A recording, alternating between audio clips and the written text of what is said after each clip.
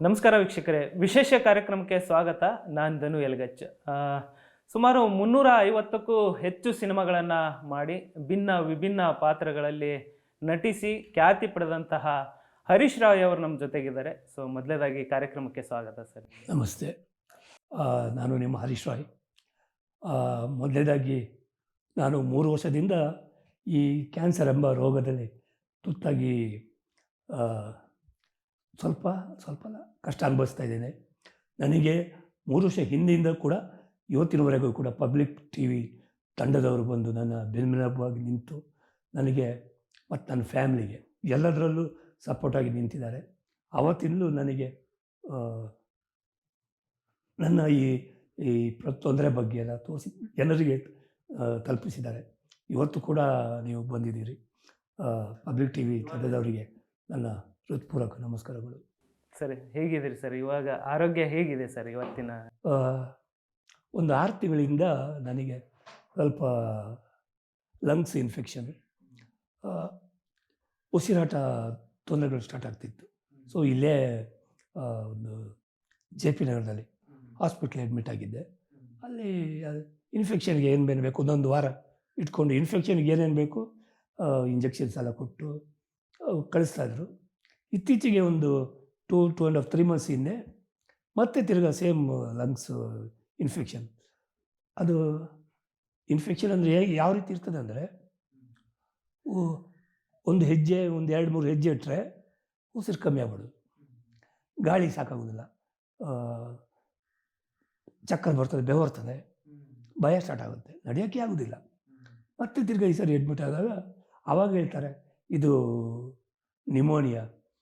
So pneumonia ಇರೋದ್ರಿಂದ ನೀವು ಇದು 2ನೇ ಸಾರಿ ಬರ್ತಾ ಇರೋದು, 6 ಮಂತ್ಸಿಗೊಮ್ಮೆ ಬಂದಿದೆ, ಈಗ ತಿರ್ಗಾ ಬಂದಿದೆ, ನೀವು ಇದನ್ನು ಸ್ವಲ್ಪ ಬರೋದಾಗಿ ನೋಡ್ಕೋಬೇಕು. ನಿಮೋನಿಯಾ ಬಂತು ಅಂದರೆ ಅದು ಬಾಡಿಯಲ್ಲಿರೋ ಸ್ಟ್ಯಾಮಿನಾನು ಕಮ್ಮಿ ಮಾಡ್ತದೆ ಅಂತ ನಮಗೆ ಹೇಳಲಿಲ್ಲ ಅವರು.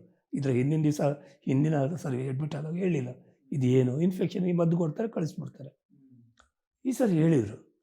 ಮತ್ತು ಮನೆಗೆ ಆಕ್ಸಿಜನ್ ಸಿಲಿಂಡರ್ ಕೊಟ್ಟು ಕಳಿಸಿದ್ರು. ನೈಟ್ ಟೈಮ್ ಮಲಗುವಾಗ ಆಕ್ಸಿಜನ್ ಲೆವೆಲ್ ಕಮ್ಮಿ ಆಗ್ಬಿಡೋದು, ಹೀಗೆ ಅದು ರಿಸ್ಕ್ ಅದು. ಸೊ ಈ ಸರಿ ಎಲ್ಲ ಹೇಳಿದರು ನಿಮೋನಿಯಾಗೆ ಏನೇನೋ ಬರಲಾಗಿ ಏನೇನು ಮಾಡಬೇಕು, ಟ್ರೀಟ್ಮೆಂಟ್ ಚೆನ್ನಾಗಿ ಮಾಡಿದ್ದಾರೆ. ಇಲ್ಲಿ 7th ಫೇಸಲ್ಲಿ ಡಾಕ್ಟರ್ ವಿನಯ್ ಅಂತ ಒಂದು ಒಳ್ಳೆಯ ಹಾಸ್ಪಿಟ್ಲ್. ನನಗೆ ಅದು ಸ್ವಲ್ಪ ಈಗ ನನ್ನ ದೇಹದ ಕ್ಯಾನ್ಸರ್ ಬಿಟ್ಟು ಈ ನೋಡ್ಕೊಳ್ಳುವಂಥ ನನ್ನ ಡಾಕ್ಟ್ರ್ ಅವರು. ಕ್ಯಾನ್ಸರ್ ಬೇರೆ, ಈಗ ಕ್ಯಾನ್ಸರಿಂದ ಆಗೋ ಕೆಲವು ಎಫೆಕ್ಟ್ ಇರ್ತದೆ. ಏನಾಗ್ತದೆ, ಈಗ ಟ್ಯಾಬ್ಲೆಟ್ಸ್ ತೊಗೊಳ್ತಾ ಇದ್ದೀನಿ ಸ್ಟ್ರಾಂಗ್, ಅದೇನಾಗ್ತದೆ ಸಿಕ್ಕಾಪಟ್ಟೆ ಸ್ಟ್ರಾಂಗ್ ಕೊಟ್ಟಾಗ ಫುಡ್ಡು ಹೋಗೋದಿಲ್ಲ. ಈಗ ನನಗೆ ನಾಲಿಗೆಲೆಲ್ಲ ಗಾಯ ಆಗಿದೆ, ಹುಣ್ಣು ಆಗಿದೆ, ತಿನ್ನಲಿಕ್ಕೆ ಆಗೋದಿಲ್ಲ, ತಿನ್ನಲೇಬೇಕು. ಟ್ಯಾಬ್ಲೆಟ್ಸ್ ಸೈಡ್ ಎಫೆಕ್ಟ್ ಅದು ಸ್ವಲ್ಪ ಕಮ್ಮಿ ತಿಂದು ಮಧ್ಯಾಹ್ನ ಮಾತ್ರ ತೊಗೋಬೇಕು ಕ್ಯಾನ್ಸರಿಗೆ. ಮತ್ತು ಅದು ಒಳಗೆ ಕಿಡ್ನಿ ಇದಕ್ಕೆಲ್ಲ ಎಫೆಕ್ಟ್. ಕಿಡ್ನಿ ಮೇನ್, ಅದಕ್ಕೆ ಹೋಗಿ ಅದರ ಪವರ್ ಹೀಟ್ನ ತೋರಿಸುತ್ತಲ್ಲ, ಕಿಡ್ನಿ ಫಂಕ್ಷನ್ಗಳು ಹೆಚ್ಚು ಕಮ್ಮಿ ಆಗ್ತಾಯಿರ್ತದೆ. ಅದು ಹೆಚ್ಚು ಕಮ್ಮಿ ಆದಾಗ ಲೂಸ್ ಮೋಷನ್ ಸ್ಟಾರ್ಟ್ ಆಗುತ್ತೆ. ದಿನಕ್ಕೆ ಒಂದು 10-20 ಸರಿ 30 ಸರಿ ವಾಟ್ರ್ ಹೋಗೋಕ್ಕೆ ಸ್ಟಾರ್ಟ್ ಆಗುತ್ತೆ. ಸೊ ಇದು ಸಪ್ರೇಟ್ ಇರ್ತದೆ. ಕ್ಯಾನ್ಸರ್ ಬಿಟ್ಟು ಬೇರೆ ಥರದ ಎಫೆಕ್ಟ್ಗಳು. ಈ ಎಫೆಕ್ಟ್ಗೆ ಇಲ್ಲಿ ಬೇರೆ ಡಾಕ್ಟ್ರ್ ತೋರಿಸ್ಬೇಕು, ಕ್ಯಾನ್ಸರ್ ಡಾಕ್ಟ್ರ್ ಅಲ್ಲ. ಓಕೆ, ನಾನು ಅದಕ್ಕೆ ಇವರನ್ನು ಡಾಕ್ಟರ್ ವಿನಯ್ ಅಂತ ಅವರು ಎಲ್ಲವನ್ನು ಈಗ ನನ್ನನ್ನು ನೋಡ್ಕೊಳ್ತಿರೋದು ಅವರು ಆರೋಗ್ಯದಲ್ಲಿ. ಸರಿ, ಅವರು ಟ್ರೀಟ್ಮೆಂಟ್ ಎಲ್ಲ ಈಗ ಈ ರೀತಿದ್ದೆಲ್ಲ ಅವರೇ ಮಾಡ್ತಾಯಿರೋದು, ನೋಡ್ಕೊಳ್ತಾ ಇರೋದು. ಜೊತೆಗೆ ಏನಾಗಿದೆ, ಈ ಸರಿ ಎಲ್ಲ ಟ್ರೀಟ್ಮೆಂಟ್ ಮನೆಗೆ ಕಳಿಸಿದ್ದಾರೆ, ಎಲ್ಲ ಓಕೆ ಆಗಿದೆ. ಸಡನ್ನಾಗಿ ಹೊಟ್ಟೆ ಊದ್ಕೊಳ್ಳೋಕೆ ಸ್ಟಾರ್ಟ್ ಆಯಿತು. ಅದೇ ಈಗ ಒಂದು ಅಡ್ಮಿಟ್ ಆಗಿ ಬಂದ ಮೇಲೆ ಒಂದು ವಾರಕ್ಕೆ ಸ್ಟಾರ್ಟ್ ಆಗಿದೆ. ಒಂದು ವಾರದಲ್ಲಿ ಈಗ ಸಾಧಾರಣ ಸುಮಾರು 2-2.5 ತಿಂಗಳಾಗಿದೆ. ಒಂದು ಹಾಗೆ ಬಿಟ್ಟೆ, ನಾನು ಗ್ಯಾಸ್ಟ್ರಿಕ್ ಟ್ಯಾಬ್ಲೆಟ್ ತೊಗೊಂಡೆ. ಅದಾದಮೇಲೆ ಡೌಟ್ ಬಂತು, ಸ್ಕ್ಯಾನ್ ಮಾಡುವ ಅಂದರು. ಸ್ಕ್ಯಾನ್ ಮಾಡಿ ನೋಡಿದಾಗ ನೀರು ತುಂಬಿಕೊಂಡಿದೆ. ಇದು ಯಾವ ಥರ ನೀರು? ಲಂಗ್ಸಲ್ಲಿ ನನಗೆ ಮೊದಲು ಸ್ಟಾರ್ಟ್ ಆಗಿದೆ, ಲಂಗ್ಸಲ್ಲಿ ನೀರು ತುಂಬಿಕೊಂಡು ಇದು ತಿರ್ಗಿ ಹೊಟ್ಟೆಲಿ ಬೇರೆ ಸ್ಟಾರ್ಟ್ ಆಯ್ತು. ನಾನು ಸುಮ್ಮನೆ ನೋಡ್ತಾ ಒಂದು ವಾರ ನೋಡಿದ ಮೇಲೆ ಸ್ವೆಲ್ಲಿಂಗ್ ಜಾಸ್ತಿ ಆಗೋಯ್ತು. ಲಂಗ್ಸಲ್ಲಿ ನೀರು ತುಂಬಿಕೊಂಡಾಗ ಅವಾಗ ಅದು ಸರಿ ಹೋಯ್ತಾ ಸರ್ ಅದು? ಹೌದು, ಅದು ಫಸ್ಟಿಗೆ ಹಾಂ. ಅದು ಕ್ಯಾನ್ಸರ್ ಸ್ಟಾರ್ಟ್ ಆಗಿ 3 ವರ್ಷದಲ್ಲಿ, 3 ವರ್ಷದ ಹಿಂದೆ ಸ್ಟಾರ್ಟ್ ಆಗುವಾಗ ಲಂಗ್ಸಲ್ಲಿ ನೀರು ತುಂಬಿಕೊಂಡು ಅದು ನನಗೆ ತೋರಿಸಿದ್ದು, ನಿಮ್ಮ ಕ್ಯಾನ್ಸರ್ ಎಲ್ಲಿ ಇನ್ಫೆಕ್ಷನ್ ಆಗಿದೆ ಒಳಗಡೆ ಅಂತ. ಕ್ಯಾನ್ಸರ್ನ ಕಣ ಎಲ್ಲಿ ಹೋಗ್ತದೆ ಆ ಜಾಗವನ್ನು ಹಾಳು ಮಾಡ್ತದೆ. ಆವಾಗ ನನಗೆ ಲಂಗ್ಸಿಗೆ ಬಂದಿತ್ತು. ಲಂಗ್ಸಲ್ಲಿ ಅದು ಕ್ಯಾನ್ಸರ್ದು ಕಣ ಕೂತಾಗ ಅವುಗಳು ಅಲ್ಲಿದ್ದು ರಿಯಾಕ್ಷನ್ ಮಾಡ್ತದೆ. ರಿಯಾಕ್ಷನ್ ಮಾಡಿದಾಗ ಅಲ್ಲಿ ನಮ್ಮ ಹೆಲ್ತ್ ಯಾವುದು ಪಾರ್ಟ್ಸ್ ಚೆನ್ನಾಗಿದೆ ಅದು ಹಾಳಾಗುತ್ತೆ. ಅದರಲ್ಲಿ ಹೇಳಿದ್ರೆ ಒಂದು ಸೈಡ್ ಎಫೆಕ್ಟ್ ತೋರಿಸ್ತದೆ. ಈಗ ಹೊಟ್ಟೆ, ನನಗೆ ಇಲ್ಲೆಲ್ಲ ಇತ್ತು, ಹೊಟ್ಟೆಗೆ ಕ್ಯಾನ್ಸರ್ ಸ್ಪ್ರೆಡ್ ಆಗಿದೆ, ಇವಾಗ ಹೊಟ್ಟೆಗೆ ಬಂದಿದೆ. ಅಲ್ಲಿ ಅವುಗಳು ಅದು ಒಂದು ಅದರದ್ದು ಕಣ ಏನಿದೆ ಹೊಟ್ಟೆಯ ಭಾಗಕ್ಕೆ ಅದು ಇನ್ಫೆಕ್ಷನ್ ಮಾಡಿದೆ.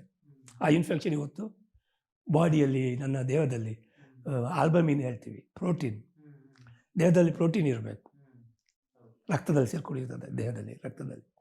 ಆ ಪ್ರೋಟೀನ್ನ ನೀರಲ್ಲಿ ಮಾಡ್ಕೊಂಡು ಹೊಟ್ಟೆಯಲ್ಲಿ ಸೇರಿಸಿದೆ, ದೇಹದಲ್ಲಿ ಕಮ್ಮಿ ಆಗಿದೆ. ಈ ವಾಟ್ರಲ್ಲಿ ಫುಲ್ ಪ್ರೋಟೀನ್ ಇದೆ, ಅದಕ್ಕೆ ಆಗಾಗ ಬಿಸಾಕಬಾರ್ದು, ಚೆಲ್ಲಬಾರ್ದು. ಅದನ್ನು ರಿಮೂವ್ ಮಾಡ್ಸೋದು ಸರ್, ನೀರು ಬಂದು ಜಾಸ್ತಿ ಹೌದು, ಇಂಜೆಕ್ಷನ್ ಅವರು ಇಂಜೆಕ್ಷನ್ ಕೊಡ್ತಾರೆ, ಕೊಟ್ಟು ಪೈಪ್ ಹಾಕಿ ವಾಟರ್ ತೆಗಿತಾಯಿದ್ರು. ನನಗೆ ಒಂದು ವಾರ ಬಿಟ್ಟು ಗೊತ್ತಾಯಿತು ಉಸಿರಾಟ ಸಮಸ್ಯೆ ಸ್ಟಾರ್ಟ್ ಆಯಿತು. ಅವರು ಡಾಕ್ಟ್ರ್ ಅವಾಗ ಹೇಳಿದ್ರು ತೆಗಿಬೋದು. ನಾನು ಕಿದ್ವಾಯಿ, ನನ್ನ ಸುರೇಶ್ ಬಾಬು ಅಂತ, ನನಗೆ ಟೋಟಲ್ ನನ್ನನ್ನು ಕ್ಯಾನ್ಸರಿಂದ ಇದು ಒಂದು ಫಸ್ಟಿಂದ ಅಂದರೆ 3 ವರ್ಷದಿಂದ ಇಲ್ಲಿವರೆಗೂ ಅವರೇ ನೋಡ್ಕೊಳ್ತಿರೋದು. ಲಂಗ್ಸ್ ಅಂದರೆ ಈ ಡಿಪಾರ್ಟ್ಮೆಂಟ್ ಅಲ್ಲ ನನಗೆ, ಆ ಡಿಪಾರ್ಟ್ಮೆಂಟ್ ಅವರೇ ಆಂಕಾಲಜಿ ಅಂತ ಹೇಳ್ತಾರೆ, ಆಂಕಾಲಜಿಸ್ಟ್. ಅವರಲ್ಲಿ ಪ್ರಿನ್ಸಿಪಾಲ್ ಬೇರೆ. ಈ ಕಿದ್ವಾಯಲ್ಲಿ ಏನು ಹೊಸ ಹೊಸ ಡಾಕ್ಟ್ರುಗಳನ್ನು ರೆಡಿ ಮಾಡ್ತಾರಲ್ಲ, ಅವರಲ್ಲಿ ಇದು ಲೆಕ್ಚರರು, ತುಂಬ ಒಳ್ಳೆಯ ಡಾಕ್ಟ್ರು. ಅಂದರೆ ಅವ್ರದ್ದೊಂದು ಕೆಲವು ಪ್ಲ್ಯಾನಿಂಗ್ ಇರ್ತದೆ, ಹೀಗೆ ಹೋಗಬೇಕು, ಹೀಗೆ ಮಾಡಬೇಕು, ಜಾಸ್ತಿ ಏನು ಹೇಳೋಕ್ಕೆ ಹೋಗೋದಿಲ್ಲ. ಇದು ಹೀಗೆ ಅವ್ರದ್ದೊಂದು ಮೆಥಡ್ ಇರ್ತದೆ, ಅದರಲ್ಲೇ ಅವರು ಟ್ರೀಟ್ಮೆಂಟ್ ಸ್ಟಾರ್ಟ್ ಮಾಡೋದು. ನನಗೆ ಇವಾಗ ನೀರು ತುಂಬಿದೆ ಅಂದಾಗ ಟ್ಯಾಬ್ಲೆಟ್ಸ್ ಕೊಟ್ಟಿದ್ರು. ಈಗ ಇದರ ಹಿಂದೆ ಕೊಟ್ಟ ಟ್ಯಾಬ್ಲೆಟ್ಸ್ 2 ಟ್ಯಾಬ್ಲೆಟ್ಸ್ಗಳು, ಅಂದರೆ 1 ವರ್ಷದ ಹಿಂದೆ ಫಸ್ಟ್ ಸ್ಟಾರ್ಟಿಂಗ್ ಒಂದು ಟ್ಯಾಬ್ಲೆಟ್ ಬೇರೆ, ಅದು ಆದಮೇಲೆ ತಿರ್ಗಿ ಒಂದು ಸ್ವಲ್ಪ ಹೆಚ್ಚು ಕಮ್ಮಿ ಆಯಿತು. ಅವುಗಳು ಬದಲಾವಣೆ ಕೇಳ್ತದೆ. ಕ್ಯಾನ್ಸರ್ ಇದ್ದ ಕಣಗಳು ಒಂದು ಟ್ಯಾಬ್ಲೆಟ್ಸ್ ಕೊಡ್ತಾ ಇದ್ದರೆ ಅದು 1 ವರ್ಷ ಕಂಟ್ರೋಲಲ್ಲಿ ಇರ್ತದೆ. 1 ವರ್ಷ ಆದಮೇಲೆ ಇದು ಅದೇ ಮದ್ದಾದಾಗ ಅವುಗಳಿಗೆ ಬದಲಾವಣೆ, ಅವುಗಳು ಸಾಕಾಗೋದಿಲ್ಲ ಪವರು. ಆ ರೀತಿಲಿ ಇನ್ನೊಂದು ಟ್ಯಾಬ್ಲೆಟ್ ಸ್ಟಾರ್ಟ್ ಮಾಡಿದರು, ಸ್ವಲ್ಪ ಹೈ ರೇಂಜ್ ಇದು, ಅದು ನಡೀತಾ ಇತ್ತು. ಆ ಡೋಸ್ ಜಾಸ್ತಿ ಇದು, ಅದು ನಡೀತಾ ಇತ್ತು. ಅದು ನಡೀತಾ ಇದ್ದಾಗ ತಿರ್ಗಿ ಈಗ ಹೊಟ್ಟೆಗೆ ಬಂತಲ್ಲ, ಡೋಸೇಜ್ ಇದು ಬೇರೆ ಟ್ಯಾಬ್ಲೆಟ್ಸ್ ತರಿಸಿದ್ರು, ಅದು ನನಗೆ ಕೊಟ್ಟರು. ನನಗೆ ನೀರು ತುಂಬಿದ್ರಿಂದಾಗಿ ಅವರು ಕೊಟ್ಟ ಟ್ಯಾಬ್ಲೆಟ್ಸ್ ಏನು ಗೊತ್ತಾಗ್ತಿರಲಿಲ್ಲ. ಅಂದರೆ ಅದು ಏನು ಎಫೆಕ್ಟ್ ಆಗ್ತಾ ಉಂಟಾ ನನಗೇನು ಗೊತ್ತಾಗೋದಿಲ್ಲ ಡಾಕ್ಟರ್ ಅಂತ ಹೇಳ್ತಾ ಇದ್ದೆ. 3 ಟ್ಯಾಬ್ಲೆಟ್ಸು ಈ ಪವರ್, ಅದು ಒಳಗಡೆ ಹೋಗಿ ಸಿಸ್ಟಮ್ನೆಲ್ಲ ಹಾಳು ಮಾಡಿಬಿಟ್ಟಿದೆ. ಅದರ ಪವರು, ಸೈಡ್ ಎಫೆಕ್ಟು, ಹೀಟು, ಅದು ಬರ್ನಿಂಗ್ ಆಗಿರ್ತದೆ ಒಳಗಡೆ. ಅಂದರೆ ಕ್ಯಾನ್ಸರ್ ಕಣಗಳು ಸಾಯ್ಬೇಕಲ್ಲ, ಅದರಿಂದ ಈಗ ಮತ್ತೆ ಬೇರೆ ಸೈಡ್ ಅದು ಏನಾಯಿತು, ಈ ಕಿಡ್ನಿ ಇದೆಲ್ಲ ಹೆಚ್ಚು ಕಮ್ಮಿ ಆದಾಗ ಲಿವರು ಇದು ಫಂಕ್ಷನ್ಸ್ ಎಲ್ಲ ಚೇಂಜ್ ಆಗ್ತದೆ. ಲೂಸ್ ಮೋಷನು, ವಾಮಿಟಿಂಗು, ದೇಹದಲ್ಲಿರೋ ಶಕ್ತಿ ಕಮ್ಮಿ ಆಗೋಯ್ತು, ದೇಹದಲ್ಲಿ ಪವರೇ ಕಮ್ಮಿ ಆಗೋಯ್ತು. ಕ್ಯಾನ್ಸರ್ ಪವರು ಕಮ್ಮಿ ಆಗಬೇಕು, ನನಗೆ ದೇಹದಲ್ಲೇ ಪವರ್ ಕಮ್ಮಿ ಆಗುತ್ತೆ. ಹಾಗೆ ಕಮ್ಮಿ ಆಗ್ತಿದ್ದಾಗೆ ಆಟೋಮೆಟಿಕ್ಲಿ ನಾನು ವೀಕ್ ಆಗಲಿ ಸ್ಟಾರ್ಟ್ ಆಗಿದೆ. ಗೊತ್ತಿಲ್ಲ ನನಗೆ ಹೇಗೆ ವೀಕ್ ಆದೆ ಅಂತ. ಸೊ ಈಗ ಅದು ಕ್ಯಾನ್ಸರ್ ಇದು ಎಲ್ಲಿದೆ ನೋಡುವಂತ ಸ್ಕ್ಯಾನ್ ಮಾಡಿದ್ರು. ತಿರ್ಗಾ ಪೆಟ್ ಸ್ಕ್ಯಾನ್ ಅಂತೀವಿ, ಸ್ಕ್ಯಾನ್ ಬೇರೆ, ಪೆಟ್ ಸ್ಕ್ಯಾನ್ ಬೇರೆ. ಪೆಟ್ ಸ್ಕ್ಯಾನಲ್ಲಿ ಕೆಮಿಕಲ್ ಹಾಕಿ ಮಾಡುವಾಗ ಬರೀ ಕ್ಯಾನ್ಸರ್ ಕಣ ಎಲ್ಲೆಲ್ಲಿ ಇದೆ ತೋರಿಸ್ತದೆ ಅದು. ಸೊ ಅದನ್ನು ನೋಡಿ ಅವ್ರ ಹೊಟ್ಟೆಯಲ್ಲಿ ಕ್ಯಾನ್ಸರ್ದು ಕಣ ಇದೆ, ಅದನ್ನು ಬಯೋಪ್ಸಿ ಮಾಡುವ ಅಂತ ಹೇಳಿದರು. ಬಯೋಪ್ಸಿ ಅಂದಾಗ ಇಲ್ಲಿಂದ ದೊಡ್ಡ ನೀಡಲ್, ಸೂಜಿ ದೊಡ್ಡದು ಇರ್ತದೆ ತುಂಬ, ಅದನ್ನು ಒಳಗೆ ಕಳಿಸಿ ಅದು ಎಲ್ಲಿದೆ ಅಂತ ಮಾನಿಟ್ರಲ್ಲಿ ನೋಡಿ ಕರೆಕ್ಟಾಗಿ ಅದನ್ನು ಓಡೋದು ಅದನ್ನು ತೆಗಿತಾರೆ, ತೆಗೆದು ಟೆಸ್ಟಿಗೆ ಕಳಿಸೋದು. ಅಂದರೆ ಈ ಕ್ಯಾನ್ಸರ್ ಯಾವ ರೀತಿದು, ಯಾವ ರೀತಿಯ ಪವರಲ್ಲಿದೆ ಇದು ಅಂತ. ಅಂದರೆ ಕೆಲವೆಲ್ಲ ಏನಂದರೆ ಅದಕ್ಕೆ ಯಾವ ರೀತಿಯಾದಂಥ ಟ್ರೀಟ್ಮೆಂಟ್ ಬೇಕು. ಅದು ಯಾವ ಅದು ಗೊತ್ತಿರ್ತದೆ ಅವರಿಗೆ ಸೈನ್ಸ್. ಇದಕ್ಕೆ ಇದೇ ಟ್ಯಾಬ್ಲೆಟ್ಸ್ ಮ್ಯಾಚ್ ಆಗೋದು, ಇದು ಏನು ಕೇಳ್ತದೆ ಇದನ್ನು ಗುಣಪಡಿಸ್ಲಿಕ್ಕೆ ಅದಕ್ಕೆ ಏನಿದೆ ಅಂತ ಹುಡುಕ್ತಾರೆ ಅವರು. ಕೆಲವೆಲ್ಲ ಏನಿರ್ತಂದರೆ ಡೈಲಿ ಅದು ಎಷ್ಟೋ ಮಲ್ಟಿಪ್ಲೈ ಆಗ್ತಾ ಇರ್ತದೆ. ಫಾಸ್ಟೆಸ್ಟು ಕ್ಯಾನ್ಸರ್ಸ್ಗಳು ಸ್ಮೋಕಿಂಗಿಂದ ಬರ್ತದೆ. ಅದೆಲ್ಲ ವೆರಿ ಡೇಂಜರ್. ಆ ಸ್ಮೋಕಿಂಗಲ್ಲಿ ಹೆಚ್ಚಾಗಿ ಬಂದರೆ ಆಮೇಲೆ ಈ ಗುಡ್ಕ ಇದೆಲ್ಲ ಬಂದರೆ ಬದುಕೋದಿಲ್ಲ, ಡೇಂಜರಸ್ ಇರುತ್ತೆ, ಬದುಕೋದೇ ಇಲ್ಲ, ಅದು ಉಳಿಸ್ಲಿಕ್ಕೆ ಸಾಧ್ಯವೇ ಇಲ್ಲ. ಸಿಗರೇಟಿಂದ ಮತ್ತು ಗುಡ್ಕ ಇದೆಲ್ಲ ಬಂದರೆ ಅದಕ್ಕೆ ಸಾಧ್ಯವೇ ಇಲ್ಲ. ಸರ್ ನಿಮಗೆ ಫಸ್ಟ್ ಇದು ಕ್ಯಾನ್ಸರ್ ಐತೆ ಅನ್ನೋದು ಅಥವಾ ಕ್ಯಾನ್ಸರ್ ಇದೆ ಅನ್ನೋದು ಯಾವಾಗ ಗೊತ್ತಾಗಿದ್ದು, ಹೆಂಗೆ ಗೊತ್ತಾಯ್ತು? ನನಗೆ ಯಾರು ಹೇಳಿದ್ರು, KGF ಟೈಮಲ್ಲಿ ಫೈಟ್ ನಡೀತಾ ಇದ್ದಾಗ ಸ್ವಲ್ಪ ಉಸಿರಾಟ ಸಮಸ್ಯೆ ಎಲ್ಲ ಸ್ಟಾರ್ಟ್ ಆಗಿತ್ತು ನನಗೆ.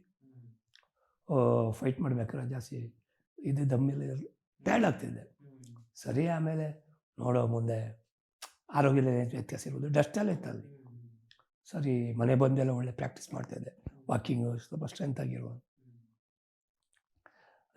ಫಿಲ್ಮ್ ರಿಲೀಸ್ ಆಯಿತು, ರಿಲೀಸ್ ಆಗೋಗ್ಲೂ ಹೋಗಿದ್ದೆ. ಸ್ವಲ್ಪ ಉಸಿರು ಕಟ್ಟೋದು, ಕೋಲ್ಡ್ ಇರ್ಬೋದು ಅಂತ ಥಿಯೇಟ್ರಿಗೆಲ್ಲ ಹೋಗಿದ್ದೆ ನಾನು. ಆಮೇಲೆ ಜಾಸ್ತಿ ಸ್ಟಾರ್ಟ್ ಆಗೋಯ್ತು. ಆವಾಗ ಇಲ್ಲೇ ಡಾಕ್ಟ್ರು ಅದು ಟೆಸ್ಟ್ ಮಾಡೋಣ, ಎಕ್ಸ್ರೇ ತೆಗುವ ಅಂತ ಹೇಳಿ. ಎಕ್ಸ್ರೇ ತೆಗೆದಾಗ ಲಂಗ್ಸಲ್ಲಿ ಏನೋ ವಾಟ್ರ್ ಸ್ವಲ್ಪ ಅಂದ್ರೆ ಕುತ್ತಿಗೆಲ್ಲಿ ಇಷ್ಟು ಗೆಡ್ಡೆ ಇದೆ, ಅದನ್ನು ಯಾರು ನೋಡಲೇ ಇಲ್ಲ. ಒಟ್ಟು ಬಾಡಿ ಇದರಲ್ಲಿ ಇದು ಮಾಡಿದಾಗ ಅದು ನೋಡಿದ್ರೆ ವಾಟ್ರ್ ಇದೆ ಅಂತ ಇಲ್ಲಿ ಅದನ್ನೆಲ್ಲ ಚೆಕ್ ಮಾಡಿದ್ರು. ಇಲ್ಲಿ ಟೆಸ್ಟಿಂಗಿಗೆ ಕೊಟ್ಟಾಗ ಅವ್ರು ಹೇಳಿದ್ರು ಕುತ್ತಿಗೆಲ್ಲಿ ಗೆಡ್ಡೆ ಏನು ತುಂಬ ವರ್ಷದಿಂದ ಇದೆ ಅಂದರೆ. ಅವ್ರು ಸೀದಾ ಕಿದ್ವಾಯಿಗೆ ರೆಫರ್ ಮಾಡಿದರು. ಅದರ ಮೊದಲು ಬಂದರು ಒಬ್ಬರು ಡಾಕ್ಟ್ರು, ಬಂದು ಪ್ರೈವೇಟ್ ಡಾಕ್ಟ್ರು ಬಂದೆಲ್ಲ ನೋಡಿದರು. ಇದೆಲ್ಲ ನೋಡಿಬಿಟ್ಟು ಆಲ್ಮೋಸ್ಟು ಕ್ಯಾನ್ಸರ್ ಇರ್ಬೋದು ಹಂಗೆ ಫಸ್ಟಿಗೆ ಹೆದರ್ಕೋಬೇಡಿ, ನಾವೆಲ್ಲ ಇದ್ದೀವಿ, ಆಪ್ರೇಷನ್ ಮಾಡಿ ತೆಗೆಯುವ ಅಂದರು. ಆಪ್ರೇಷನ್ಗೆ 12 ಲಕ್ಷ ರೂಪಾಯಿ ಅಂದರು ಆವಾಗ. ಹೊರಗಡೆ ಪ್ರೈವೇಟಲ್ಲಿ ನನಗೆ ಗೊತ್ತಿಲ್ಲ. ಹೌದಾ, 12 ಲಕ್ಷ ಏನು ಮಾಡೋದು? 12 ಲಕ್ಷ ಅದು ಆವಾಗ ಸೀರಿಯಸ್ ಆಗಿದೆ. ಅದರ ಸ್ಟ್ರೆಂತ್ ಇತ್ತು ಬಾಡಿಯಲ್ಲಿ, ಒಟ್ಟು ಸಿಕ್ಕಾಪಟ್ಟೆ, ಫೇಸ್ ಎಲ್ಲ ಕ್ಲೀನಾಗಿದೆ, ಒಳಗೆ ಅದು ಲಂಗ್ಸಲ್ಲಿ ಮಾತ್ರ ಈ ಪವರ್ ಇಲ್ಲ. ಹೀಗೆ ಉಸಿರಾಟಗಳು ಈ ಥರ ನಡೀತಾ ಇತ್ತು. ಅದಾದಮೇಲೆ ಮತ್ತೆ ಖರ್ಚು ಬರ್ತದೆ ಅಂತ ನನಗೆ ಅದು ಗೊತ್ತಿಲ್ಲ. ಮತ್ತೆ ಕ್ಯಾನ್ಸರ್ದು ಆಪ್ರೇಷನ್ ಆದಮೇಲೆ ಏನು ಖರ್ಚು ಅಲ್ಲ, ಕ್ಯಾನ್ಸರ್ ಅಂತ ಪರ್ಟಿಕ್ಯುಲರ್ ಆಗಿ ಹೇಳಿದಾಗ ನಿಮಗೆ ಅಂದರೆ ಅದು ಯಾವ ರೀತಿ ಅವತ್ತಿನ ರಿಯಾಕ್ಷನ್ ಹೆಂಗಿತ್ತು ನಿಮಗೆ? ರಿಯಾಕ್ಷನ್ಸ್ ಹೇಗಿದೆ ಅಂದರೆ, ಫಸ್ಟ್ ಒಂದು ಸಾರಿ ಅಂದರೆ 2 ರೀತಿಯ ಇದಿದೆ, ಹೇಳ್ತೀವಿ ಸಫರ್ ಆಗ್ತೀವಲ್ಲ, ಅದಕ್ಕೇನೋದು ಕಾಯಿಲೆ ಹೇಳ್ತಾರೆ, ನ್ಯೂಮೋನಿಯಲ್ಲ, ತುಂಬ ಹೇಳ್ತೀನಿ. ಒಂದು ಅದಿರ್ಬೋದು, ಅಥವಾ ಕ್ಯಾನ್ಸರ್ ಇದ್ದರೂ ಇರ್ಬೋದು. ಫಸ್ಟಿಗೆ ಇಲ್ಲ ಕ್ಯಾನ್ಸರ್ ಅಲ್ಲ ಅಂದರು. ಖುಷಿಯಲ್ಲಿ ಸ್ವೀಟ್ ತಗೊಂಬಂದೆ ಮನೆಗೆ. ಸ್ವೀಟ್ ತಗೊಂಬಂದು ಅದು ಕ್ಯಾನ್ಸರ್ ಅಂತ ಅಲ್ಲ, ನೋಡು ಅಂತ ಹೇಳಿದ್ದಾರೆ. ಗೆಡ್ಡೆ ಕಾಮನ್ ಆಗಿ ಆಗುವ ಗೆಡ್ಡೆ ಅಂತ. ಮತ್ತೆ 2 ದಿನ ಬಿಟ್ಟು ಇಲ್ಲಲ್ಲ ಕ್ಯಾನ್ಸರೇ ಅಂತ. ಆವಾಗ ಅದೇ ಕುಸಿದು ಬಿದ್ದೆ ನಾನು, ಎಲ್ಲರ ತೀರ ಕುಸಿದು ಬಿದ್ದೆ. ಇಷ್ಟು ಪೀಕಲ್ಲಿದ್ದೆ. ಫಿಲ್ಮ್ ಇಂಡಸ್ಟ್ರಿಯಲ್ಲಿ ಒಳ್ಳೆ ಫಿಲ್ಮ್ KGF ಅಂತ ಒಂದು ಒಳ್ಳೆ ಕ್ಯಾರೆಕ್ಟರ್ ಸಿಕ್ಕಿ ನನ್ನ ಲೈಫ್ ಇಷ್ಟೇವ. ಎಷ್ಟು ನಾನು 30 ವರ್ಷ ರೀ, ನನ್ನ ಜೀವನವನ್ನು 30 ವರ್ಷ ಇಟ್ಟಿದ್ದೀನಿ ಇಂಡಸ್ಟ್ರಿ. ನಾನು ಆ್ಯಕ್ಟ್ರು, ಹಣ ಸಂಪಾದನೆ ಯಾರಿಗೂ ಕೂಡ ಮಾಡ್ಬೋದು, ಕಲೆ ಒಲಿಯಲ್ಲ ಯಾರಿಗೂ. ನನಗೆ ಭಾಳ ಆಸೆ, ಬದುಕಿದ್ರೆ ಇದರಲ್ಲೇ ಬದುಕಬೇಕು. ಇಷ್ಟೆಲ್ಲ ಮಾಡಿ ಪೀಕಲ್ಲಿರುವಾಗ ಬಂದು ಸಿಕ್ಕಾಕೊಂಡ್ಬಿಟ್ಟಲ್ಲಪ್ಪ. ಫ್ಯಾಮ್ಲಿ ಬಗ್ಗೆ ಎಲ್ಲ ಬಂತು, ತಡ್ಕೊಂಡೆ. ಮನೆಯವ್ರಿಗೆ ಈ ಥರ ಇದು ಕನ್ಫರ್ಮ್ ಅಂತ ಹೇಳಿದಾಗ ಅವರು ಏನು ಹೇಳಿದರು? ಅದೇ ಕುಸ್ತೋಗ್ಬಿಟ್ರು, ಮಕ್ಕಳಿಗೆಲ್ಲ ಗೊತ್ತಿರಲಿಲ್ಲ, ಕುಸ್ತೋಗ್ಬಿಟ್ರು. ಏನು ಮಾಡೋದು? ಆಪ್ರೇಷನ್ ಮಾಡಿ ತೆಗೆದ್ರೆ ಸರಿ ಆಗ್ತದೆ ಅಂತ ನನ್ನ ತಲೆಯಲ್ಲಿ ಸ್ಪ್ರೆಡ್ ಆಗಿದ್ದು ಗೊತ್ತಿಲ್ಲ. ಅದು ಇಲ್ಲಿ ಕಿದ್ವಾಯಲ್ಲಿ ಸಿದ್ದಪ್ಪ ಅಂತ ಡಾಕ್ಟ್ರು, ಮಂಡ್ಯದವರು. ಅವರು ತುಂಬ ಹೋದ ದಿವಸ ನೋಡ್ಬಿಟ್ಟು ಶಾಕ್ ಆಗ್ಬಿಟ್ರು. ಹಿಂಗೆ ಮುಟ್ಟಿದ್ರು, ಎಷ್ಟು ವರ್ಷದಿಂದ ಅಂದರು 6 ವರ್ಷ. ಜೀವನ ಹಾಳು ಮಾಡ್ಕೊಬಿಟ್ರೆ ನೀವು ಒಂದು ಬರಬೇಕಾ ಬೇಡವಾ, ನೀವು ಯಾಕೆ ಈ ಥರ ಮಾಡಿದ್ರಿ, ಎಷ್ಟು ಒಳ್ಳೆ ಕಲಾವಿದರಿ ನೀವು. ಅವ್ರಿಗೆ ಕಲಾವಿದರಿಗೆ ತುಂಬ ಇಷ್ಟ ಕಲಾವಿದ ಅಂದರೆ ಅವ್ರಿಗೆ. ಅದು KGF ಅಲ್ಲಿ ನೋಡಿದರು. ತಕ್ಷಣವೇ ಏನು ಹೇಳಿಲ್ಲ, ಜಾಸ್ತಿ ಏನು ಹೇಳೋಕ್ಕೋಗಿಲ್ಲ. ನಾಳೆ ಒಂದು ಸರಿ ಬನ್ನಿ ಸ್ವಲ್ಪ ಚೆಕ್ ಮಾಡುವ, ಎಲ್ಲ ಚೆಕ್ ಮಾಡಿದ್ರು. ನೆಕ್ಸ್ಟ್ ಡೇ 2 ಡೇಸ್ ಬಿಟ್ಟು ತಿರ್ಗಾ ಬನ್ನಿ ಅಂದರು. ಮಾತಾಡ್ತಾಯಿದ್ರು. ಒಬ್ಬರೇ ಬಂದಿದ್ದೆ, ನಾನು ಒಬ್ಬನೇ ಹೋಗ್ತಿದ್ದೆ. ಸಡನ್ ಅಡ್ಮಿಟ್ ಆಗಿಬಿಡೋಣ ಅಂದರು. ಸರ್ ಏನು ಸರ್, ನಾನು ಏನೂ ರೆಡಿ ಇಲ್ಲ, ನೀವು ಅಡ್ಮಿಟ್ ಆಗಿ ನಾನು ರೆಡಿ ಮಾಡ್ತಿದ್ದೆಲ್ಲ, ತಲೆನೇ ಕೆಡಿಸ್ಕೊಬೇಡಿ ಅದು. ಆದರೆ ಹೆದರ್ತೀವಿ. ನಾನು ಆಲ್ರೆಡಿ ಆಪ್ರೇಷನ್ ಬೇಡ, ಮಕ್ಕಳು ಚಿಕ್ಕವರು ಅಂತೇಳಿ. ತುಂಬ ಜನರಿಗೆ ಇಲ್ಲೆಲ್ಲ ಆಪ್ರೇಷನ್ ಹೆದರ್ತಾರೆ, ಬೇಡ ಅಂತ. ಇನ್ನು ಆ ಥರ ಮಾಡಿಬಿಟ್ಟು ಮುಂದೆ ಹಾಕಿದ ಕಷ್ಟ. ಅಡ್ಮಿಷನ್ ಮಾಡಿಕೊಂಡ್ರು, ನೆಕ್ಸ್ಟ್ ಡೇ ಬೆಳಗಿನ ಆಪ್ರೇಷನ್ ತೆಗೆದ್ರು ಅವರು. ಹಾಂ, ಆಪ್ರೇಷನ್. ಬಟ್ ಅವ್ರಿಗೆ ಗೊತ್ತಿತ್ತು ಅದು ಲಂಗ್ಸಲ್ಲಿ ಸ್ಪಡ್ಡಿದೆ ಅಂತ. ಚಿಕ್ಕ ಚಿಕ್ಕದು ಕಣಗಳು ಅವುಗಳೇ ಅಲ್ವಾ, ಬೇರೆ ಎಲ್ಲ ಪಾರ್ಟ್ಸ್ ಹಾಳ್ಬಾರ್ದು. ಆದರೂ ಒಂದು 3-4 ಡೇಸ್ ಬಿಟ್ಟು ಸ್ಟಾರ್ಟ್ ಆಯ್ತು ತಿರ್ಗಾ ಹೀಗೆ. ಅಲ್ಲೂ ಬೇರೆ ರೀತಿಯ ಇದು ಮಾಡೋಕ್ಕೆ ಟ್ರೈ ಮಾಡಿದ್ರು. ಆಮೇಲೆ ಒಂದು ಸಾರಿ ಅವರು ಬೈದರು. ಅಂದರೆ ಅಲ್ಲಿಯೋದು ಒಬ್ಬರು ಡಾಕ್ಟರ್ ಮಿಸ್ಟೇಕ್ ಅದು. ಸ್ಕ್ಯಾನ್ ಮಾಡಿದ ಮೇಲೆ ಇನ್ನು 6 ಮಂತ್ಸ್ ಬಿಟ್ಟು ಬರೋದು ರೀ, ತೊಂದರೆ ಇಲ್ಲ ಅಂತ ಅಲ್ಲಿ ಯಾರೊಬ್ಬರು ಹೇಳಿದರು ಅಂತ ನಾನು ಒಂದು 15 ಡೇಸ್ ಬಿಟ್ಟು ಹೋಗಿದ್ದು. ಈ ಥರ ಎಲ್ಲ ಆಗ್ತಿತ್ತು ತುಂಬ. ಆವಾಗ ಬೈದರು, ನೀವು ಇಷ್ಟು ದಿವಸ ಸುಮ್ಮನೆ ಯಾಕೆ. ಅವರು ಆ ಡಾಕ್ಟ್ರು ನನಗೆ ಇಷ್ಟು ದಿವಸನೇ ಬಿಟ್ಟು ಬನ್ನಿ, ಆಮೇಲೆ ಕರೆಕ್ಟಾಗಿ ಹೇಳಿಲ್ಲ ಅದು. ಆವಾಗ 4 ಸ್ಟೇಜಲ್ಲಿ ಹೋಗಿದ್ದೀರಿ ನೀವು, ಏನು ಬೇಕಾರಾಗ್ಬೋದು ನಿಮ್ಮ ಜೀವನ ಈಗ. ಅವತ್ತು ಗೆಡ್ಡೆ ತೆಗೆದು ಇದು ಮಾಡಿದಾಗ ಅವಾಗ ಏನು ಸ್ಟೇಜಲ್ಲಿ ಇತ್ತು ಅಂತ ಏನು ಹೇಳಿದ್ರಿ? ಅವಾಗ ಹೇಳಲಿಲ್ಲ, ಅದು ಹೇಳೋಲ್ಲ ಹೆದರ್ತಾರೆ ಅಂತ. ಅದು ಬಿಟ್ಟು ನಾನು ಒಬ್ಬನೇ ಹೋಗೋದು, ಮನೆಯವರೆಲ್ಲ ಕರ್ಕೊಂಡು ಹೋಗ್ತಿರಲಿಲ್ಲ. ಈ ಲಾಸ್ಟಿಗೆ ಟೈಮಲ್ಲಿ ಹೇಳ್ಬಿಟ್ರು 4 ಸ್ಟೇಜ್ ಇರುವಂಥದ್ದು. ಆವಾಗ ಈ ಸುರೇಶ್ ಬಾಬುರನ್ನ ಇವರು ಕಳಿಸ್ಕೊಟ್ರು, ಸುರೇಶ್ ಬಾಬುರ ಹತ್ರ ಮಾತಾಡಿ ಅಂತ. ಎಲ್ಲ ಫೋನಲ್ಲಿ ಹೇಳಿದರು, ಈ ಥರ ಆರ್ಟಿಸ್ಟು ಹಾಗೆ ಹೀಗೆ. ನನಗೆ 4 ಸ್ಟೇಜ್ ಅಂದಮೇಲೆ ಮುಖ ಎಲ್ಲ ಬಿಸಿ ಗಾಳಿಗಳು, ದೇಹ ಪೂರ್ತಿ ಬರೋದು, ಅಂದರೆ ಸೋತೋಗ್ಬಿಟ್ಟೆ ನಾನು. 4 ಸ್ಟೇಜ್ ಎಂಬುದು ಏನಾದ್ರು ಹೇಳಿದ್ರೆ ಅದು ಏನೋ ಆಯಿತು ಅಂತ. ಹಾಗೆ ಸುರೇಶ್ ಬಾಬುರನ್ನು ಕೂತ್ಕೊಂಡು, ಅಂದರೆ ಹೊರಗಡೆ ನೀವು ಎಷ್ಟೇ ಸ್ಟ್ರಾಂಗ್ ಆಗಿದ್ರು ಒಳಗಡೆ ಅದು ನಿಮ್ಮನ್ನು ಸೆಕ್ಯೂರ್ ಸಾಕು ನಿಮಗೆ ಈ ಥರದೆಲ್ಲ ಹೇಳಿಬಿಟ್ರೆ. ಕೆಲವೆಲ್ಲ ವಿಷಯಗಳಿರ್ತಾರಲ್ಲ, ಪಟ್ಟ ವೀಕ್ ಮಾಡಿಬಿಡ್ತಾರೆ ಮೈಂಡನ್ನು. ಬ್ಲ್ಯಾಂಕ್ ಆಗಿದ್ದೆ. ಹೋದೆ ಅವ್ರ ಪಕ್ಕ ಕೂತ್ಕೊಳ್ಳಿ ಅಂತ ಗೊತ್ತಾಯ್ತು ಅವರಿಗೆ. ಅವಾಗೆಲ್ಲ ಕೂತ್ಕೊಂಡು ಸುಮ್ಮನೆ ಇದೆ, ಹೀಗೆ ಇದೆ ಮಾತಾಡ್ತಿದ್ರು. ಸುಮ್ಮನೆ ಅವರೆಲ್ಲ ಈ ಬಂದು ಬೇರೆ ಡಾಕ್ಟರ್ ಚೆಕ್ ಮಾಡ್ತಾರೆ, ಹಾಗೆಲ್ಲ ಮಾಡೋದಿಲ್ಲ. ಸುಮ್ಮನೆ ಹೀಗೆ ನೋಡ್ತಾಯಿದ್ರು, ಎಲ್ಲೆಲ್ಲಿ ಏನು. ಸ್ಕ್ಯಾನ್ ನೋಡಿದಲ್ಲ, ರಿಪೋರ್ಟ್ ನೋಡಿದ್ರೆ ಅವ್ರಿಗೆ ಗೊತ್ತಾಗಿದೆ ಏನು. ಕೇಳಿದೆ ನಾನು, ಇಷ್ಟು ನರ್ವಸ್ ಆಗಿದೆ, ಬೆವರ್ತಾ ಇದ್ದೆ. ಏನಾದರೂ ಬಿಡ್ರಿ ಅಂದರೆ, ಇಲ್ಲ ಒಬ್ಬ ಮಗ ಚಿಕ್ಕವನು, ಇನ್ನೊಬ್ಬ ಓದ್ತಿದ್ದಾನೆ. ಸಡನ್ ಇದು ನಾನು KGF ಫಿಲ್ಮಲ್ಲಿ ಆಗಿದೆ, ಒಳ್ಳೆ ಇದರಲ್ಲಿದ್ದೀನಿ. ನಾನು ಇನ್ನು ಏನು ಬದುಕ್ತೀನಿ ಈ ಸಮಯ, ನನಗೇನು ಜೀವನ, ಎಲ್ಲಿವರೆಗೆ ಸರ್, ಯಾವಾಗ ಇದು ಈ ಥರ ಹೇಳ್ತಿದ್ದಾರಲ್ಲ. ನೀವೇ ನೇರವಾಗಿ ಕೇಳಿದ್ರು? ಡೈರೆಕ್ಟಾಗಿ ಕೇಳಿದೆ ನಾನು. ಫಿಲ್ಮಲ್ಲೆಲ್ಲ ಮಾತಾಡ್ತಾರಲ್ಲ, ಗೊತ್ತಲ್ವ, ಇಷ್ಟು ಸ್ಟೇಜು ಹಂಗಂದ್ರೆ ನಾಳೆನೇ ಹೋಗ್ಬೋತಾನೋ, ನಾಳೆ ಎಷ್ಟು ದಿವಸ ಇದೆ ನನಗೆ ಟೈಮು. ಅವರು ಹೇಳಿದೆ, ಫ್ಯಾಮಿಲಿ ಎಲ್ಲ ಏನು ಸರಿಯಾಗಿ ನಾನು ನೋಡ್ಕೊಂಡಿಲ್ಲ. ಅಂದರೆ ಈ ಫಿಲ್ಮಲ್ಲಿ ಗೊತ್ತಾಗಿದೆ 4 ಸ್ಟೇಜು ಏನು ಟೈಮ್ ಸರ್, ಅಷ್ಟು ಬೇಗ ಏನಾಗೋದಿಲ್ಲ, ಹೆದರ್ಕೋಬೇಡಿ. ಅಪ್ ಟು 2-3 ಇಯರ್ಸ್ವರೆಗೂ ಕೂಡ ನೀವು ನಾರ್ಮಲಾಗಿ ಬದುಕ್ಬೋದು. ಮೆಡಿಸಿನ್ಸ್ ಇದೆ. ಆಮೇಲೆ 3 ಇಯರ್ಸ್ ಮೇಲೆ ನಿಮಗೆ ಗುಣ ಆದರೂ ಆಗ್ಬೋದು. ಹೆದರುವಂಥದ್ದೇನಿಲ್ಲ. ಕ್ಯಾನ್ಸರಲ್ಲಿ ಕೆಲವು ಇದಿದೆ. ಇದು ಥೈರಾಯ್ಡ್ ಕ್ಯಾನ್ಸರ್ ಅಷ್ಟು ಡೇಂಜರ್ ಇಲ್ಲ ಅಂತ ಅವರು ಒಂದು ಸ್ವಲ್ಪ ಧೈರ್ಯ ಕೊಟ್ಟರು. ಸೊ ಆವಾಗ ಧೈರ್ಯ ಬಂತು. ಇದೆಲ್ಲ ಬಿಸಿ ಎಲ್ಲ ಹೋಯಿತು. ಟ್ಯಾಬ್ಲೆಟ್ಸ್ ತರಿಸ್ತಿದ್ದೆ ಅಂತ ಆವಾಗ ಮೆಡಿಸಿನ್ ಸ್ಟಾರ್ಟ್ ಮಾಡಿದರು. ಮಾಡಿದ ತಕ್ಷಣ ಲಂಗ್ಸ್ ಇದು ವಾಟ್ರ್ ಡ್ರೈ ಆಗಲಿಕ್ಕೆ ಸ್ಟಾರ್ಟ್ ಆಯಿತು. ಅದಾಗಿ ಇನ್ನೂ ನೆನಪು ಅದು.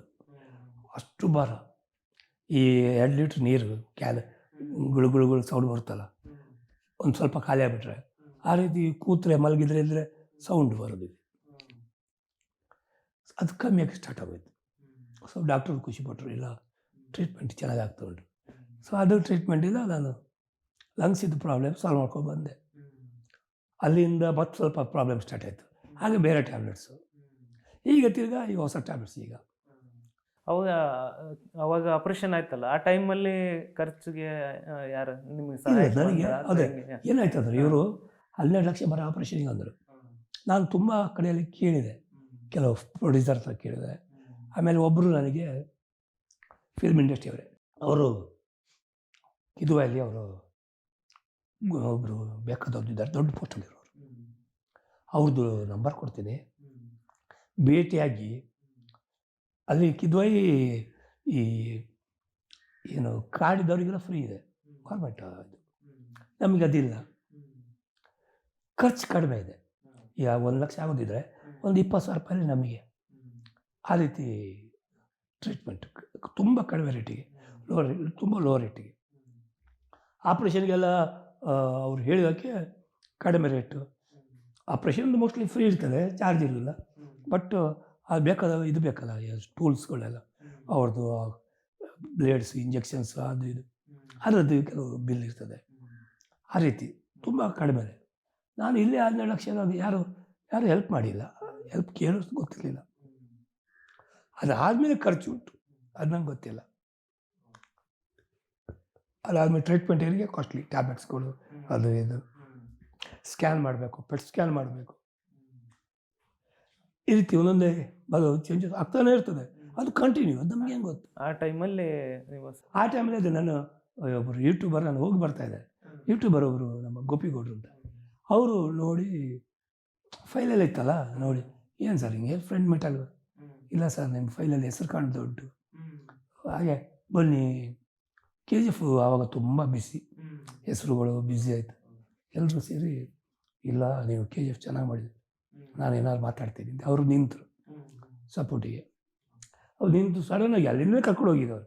ನಾಳೆ ನಾಡ್ತು ಅಂದರೆ ಯಾವುದಿಲ್ಲ, ಅಲ್ಲಿಂದ ಬನ್ನಿ ಇಲ್ಲೇ ಹೋಗಿ ಬರೋಣ ಅಂತೇಳಿ ನಾಗರಬಾವಿ ಕರ್ಕೊಂಡೋಗಿ ಅಲ್ಲಿ ಡೈರೆಕ್ಟಾಗಿ ಒಂದು ಕಾಫಿ ಕುಡಿದು ಇಂಟರ್ವ್ಯೂ ಇಟ್ಬಿಟ್ರು.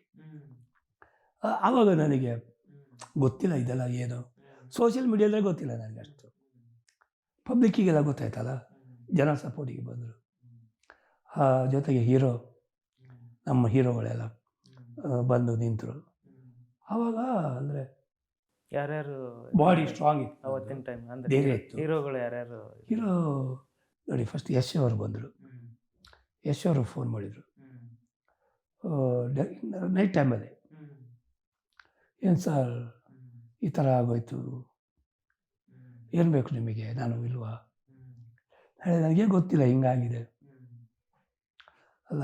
ಏನಂದ್ರೆ ಅವರು, ಅಂದರೆ ಈ ಥರ ಕ್ಯಾನ್ಸರು ಇದು ಅಂದಾಗ ಅದು ಅವ್ರಿಗೆ ಶಾಕು. ಶೂಟಿಂಗ್ ಟೈಮಲ್ಲಿ ಇದ್ದೆ, ಬಟ್ ಫೈಟ್ ಮಾಡಿದ್ರೆ ಉಸಿರು ಕಟ್ಟಿದೆ ಅಂತ ನೋಡಿದ್ರು. ಅವರು ಮುಂದೆ ಇದ್ರು. ಅವರು ಸೆಟ್ಟಲ್ಲೇ ಏನಾದರೂ ಪ್ರಾಬ್ಲಮ್ ಆಗಿತ್ತಾ ನಿಮಗೆ? ಅಂದರೆ ಉಸಿರು ಕಟ್ಬಿಡ್ತು ಒಂದು ಸರಿ ಫೈಟ್ ಮಾಡುವಾಗ. ಅದು ಇದರಿಂದಾಗಿನೂ ಗೊತ್ತಿರಲಿಲ್ಲ. ಓಕೆ, ತುಂಬ ಹೊತ್ತು ಫೈಟ್ ಮಾಡಿದೆಯಲ್ಲ, ಅದಕ್ಕೆ ಮೋಸ್ಟ್ಲಿ ಇರ್ಬೋದು ಅಂತ ತಿಳ್ಕೊಂಡಿದ್ದೆ ಆವಾಗ. ಅಷ್ಟರೊಳಗೆ ಯಾರಿಗೂ ಗೊತ್ತಿಲ್ಲ. ಯಾವಾಗ ಈ ಮೀಡಿಯಲ್ಲಿ ಇದು ಬಂತು, ಯಶ್ ಅವರು ಅವತ್ತು ಫೋನ್ ಮಾಡಿ, ಏನು ಬೇಕು ನಾವು ನೋಡ್ಕೊಳ್ತೀವಪ್ಪ, ಅದ್ರ ಬಗ್ಗೆ ನೀವು ತಲೆನ ಹಾಕಬೇಡಿ, ಯಾರ್ದು ಇದು ಬೇಡ, ಹೆಲ್ಪ್ ನಾವು ಇದ್ದೀವಿ ಅಂತ ಅವರು ಒಂದು ಭರವಸೆ ಕೊಟ್ಟರು. ಭರವಸೆ ಕೊಟ್ಟು ತಲೆನೇ ಕೆಸ್ಕೊಬೇಡಿ ಅಂದರು. ನೆಕ್ಸ್ಟು ಯಾವಾಗ ಇದು ಮೀಡಿಯಲ್ಲೆಲ್ಲ ಬಂತು, ಮೀಡಿಯಲ್ಲಿ ಬರ್ತಿದ್ದಾಗೆ ದರ್ಶನ್ ಅವ್ರ ಕಡೆಯಿಂದ ಫೋನ್ ಬಂದಿದೆ, ನನಗೆ ಗೊತ್ತಿಲ್ಲ. ಯಾಕಂದರೆ ಇಂಟರ್ವ್ಯೂ ನಡೀತಾ ಇತ್ತು, ಫೋನ್ ಮೇಲೆ ಫೋನ್ ಬರ್ತಾಯಿತ್ತು, ಮೆಸೇಜೆಲ್ಲ ಹಾಕಿದ್ದಾರೆ, ಅಣ್ಣ ಮಾತಾಡಬೇಕು ನಂಗೆ ಗೊತ್ತಿಲ್ಲ.